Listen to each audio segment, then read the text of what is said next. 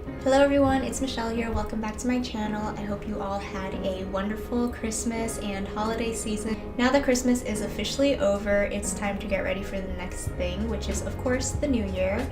Once again, I apologize for any noises you hear. People outside are doing landscaping again because there are just a lot of leaves out and they're trying to get rid of them all, but hopefully you guys can hear me just fine.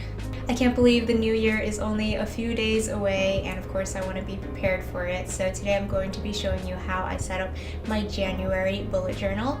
If you've never done a bullet journal before and are curious about how to set that up for the first time, I'm going to have a video on that in a couple of days, so stay tuned for that. Make sure you subscribe down below to stay up to date and to be notified of my new videos.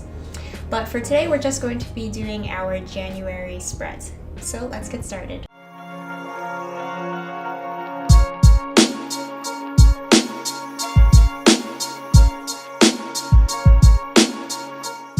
So I'm going to be using this new journal that I just set up for the new year, and like I said, I'm going to have a video later this week that shows you how I set up my beginning pages for the year. So I just flipped to the first blank page after those setup pages, and I'm going to be making my cover page for January. So for this one, I'm just making a really simple page. I'm just doing a brush lettered title for January that goes diagonally across the page like this. The pen I'm using is a Micron pen. It's the brush tip pen. I just got a variety pack that has a bunch of different weights, and it has this brush pen included, which is nice. It just makes brush lettering really easy. But if you don't have this, you can also just do a script style title with any marker you have. And then I'm just taking a blue marker to kind of create a drop shadow on the right and to the undersides of all of the thick strokes. This marker is a Zig Clean Color Real Brush pen, which I use these pens a lot in my spreads just because I already have them for card making. But again, you can use any marker that you have. You can even try just like plain Crayola markers as well. And each month, what I like to do is pick one color that's going to be my theme color for the month. So I picked this nice bright blue color because it kind of reminds me of snow and winter. And for this month, I'm going to be including lots of little snowflakes to use as my theme. I wanted to pick this because I think that these are really easy to draw. They're a little bit tedious just because you have to draw in all of these little lines and circles, but I think that anybody can draw them with some practice. So I just wanted to pick something that was very approachable and doable. So I'm just decorating around my title with different sorts of snowflakes. I just did a Google image search and found different styles that I'm trying out on this page. And I'm just varying the sizes as well because I think that makes it look a lot nicer. Trying to keep the larger snowflakes closer to the January script letter, and then the smaller ones kind of spread out towards the edges of the page. After I've drawn in a couple of different sizes of these snowflakes, I'm going to go in and just fill in all of the spaces with little circles and dots to look like falling snow around these larger snowflakes. And if you watched my video a couple of weeks ago, I had a moment where one of my cats jumped on my table, and this is real life, it happened again. This is my other cat now. But yeah, do any of your pets do this? Whenever I'm doing something important, they always seem to find a way to get into the camera shot. But if I'm not doing anything, of course they leave me alone. Hey you guys, sorry for this very last minute addition and that I don't look presentable at all, but I decided to turn that cover artwork that I showed you into a free printable. So I'll leave a link in the description box down below for where you can download it and just print it out and paste it into your journal. And yeah, give this video a thumbs up if you enjoy. Okay, so for the next spread, I'm going to go through a monthly overview spread. So I just, again, did the same style brush lettering for January on the top, and then I'm drawing in a calendar underneath that, and I'm making this kind of larger because, as I mentioned in my December planning video, I like to have sort of larger calendars so that I can actually write things in the boxes on this overview. It just helps me to plan things out better for the month. So each of my boxes on this calendar was 4x4 grid spaces in this notebook. And then I created boxes for my tasks for the month, and then also videos and photos I want to take, and then books and TV shows that I have watched and read. So I'm bringing in that blue color that I used on the cover page, which, as I said, is going to be kind of like my theme color for the month. So I just created really simple drop shadows around all of the boxes. And then I also colored in each of the numbers on the calendar to bring in a little bit more of that color.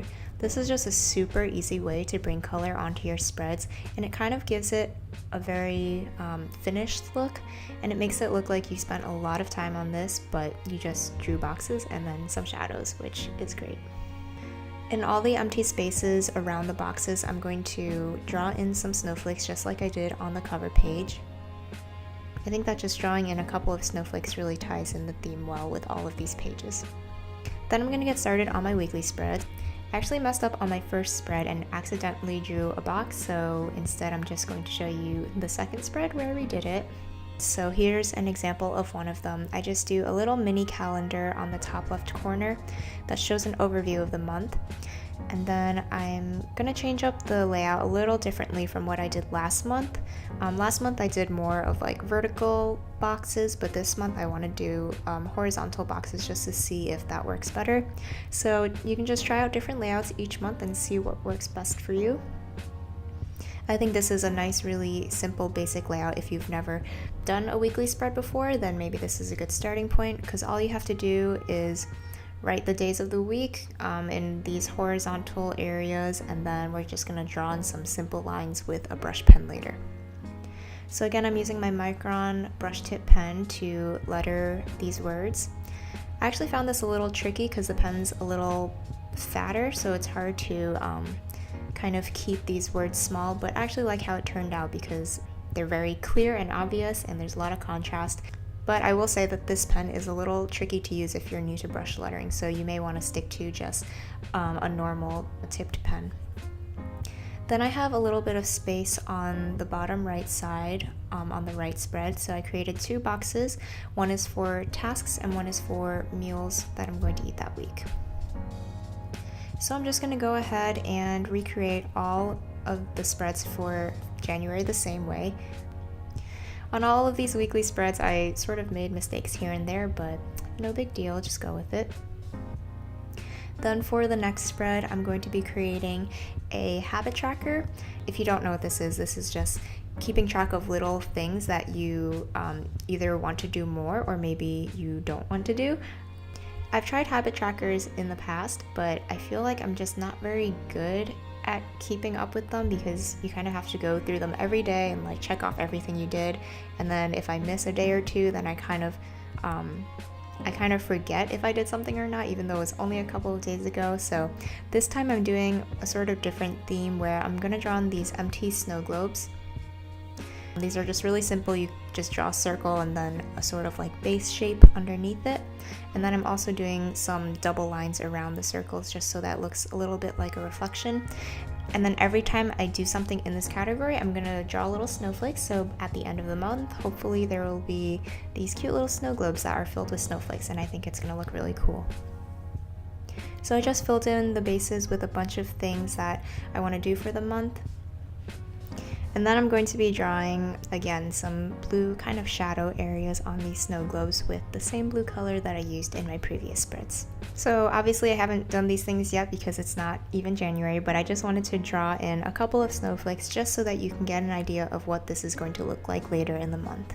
And I think that already looks so good and gives it some context so that you know that they're snow globes. I thought it was a little empty and maybe not obvious what this page was, so then I went ahead and just added a little habits title to one of the empty spaces on the page. And then I also decided to again decorate with some of these little snowflake motifs that I scattered around the page.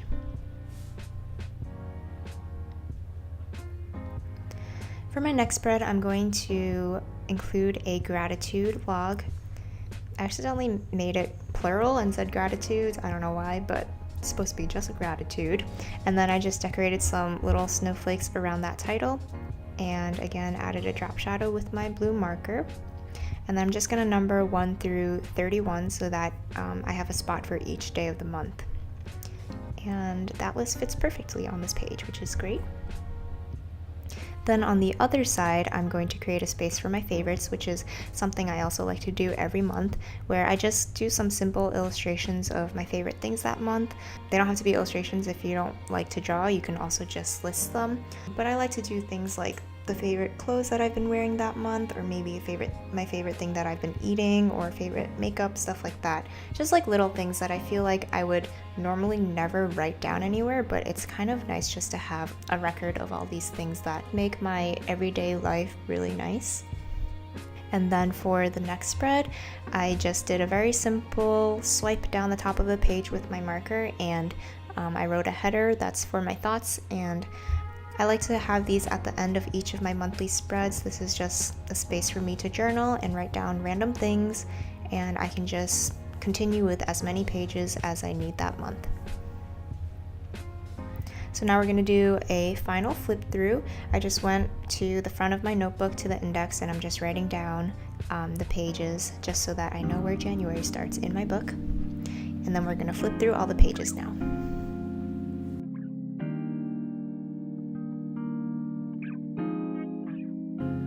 You might be able to catch the little mistakes I made here and there, but I think that nobody will really notice, so it's all good with me.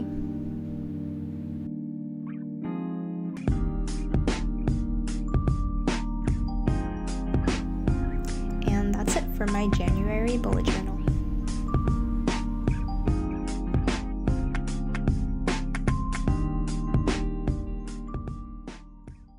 Thank you guys so much for watching my video. I hope that you found it informative and helpful, especially if you've never had a bullet journal before and you're just starting one this month or this year. I tried to keep this month's spreads really simple and basic and beginner friendly, and if you feel like you can't even draw, then hopefully you will take a stab at these layouts, because I kept the illustrations to a minimum, and I feel that everyone can do some simple snowflakes. And even if you make mistakes, that's fine. I actually made quite a few on these spreads, and it's okay as long as it helps you to stay productive and on track. That's all that matters.